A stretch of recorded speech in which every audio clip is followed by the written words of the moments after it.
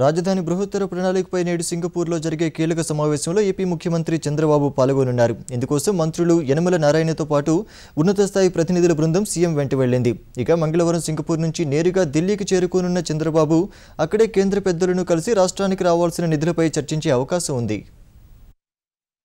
నవ్యాంధ్ర రాజధాని నిర్మాణానికి సంబంధించిన బృహత్ ప్రణాళికను పరిశీలించి అక్కడి ప్రభుత్వంతో చర్చించేందుకు ముఖ్యమంత్రి చంద్రబాబు నాయుడు సింగపూర్ వెళ్లారు. ఈ ఉదయం ఆ దేశ విదేశాంగ మంత్రి కె షణ్ముగంతో భేటీ కానున్నారు.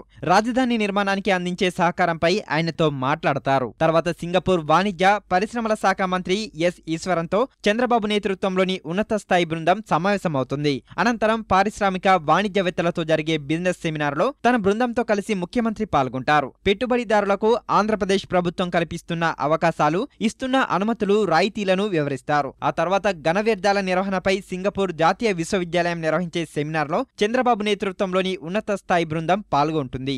నవ్యాంధ్ర సుందరీకరణలో భాగంగా ఘన వ్యర్థాల నిర్వహణపై సింగపూర్ జాతీయ విశ్వవిద్యాలయంతో ఏపీ ప్రభుత్వానికి ప్రాథమిక అవగాహన ఒప్పందం ఇప్పటికే కుదిరింది.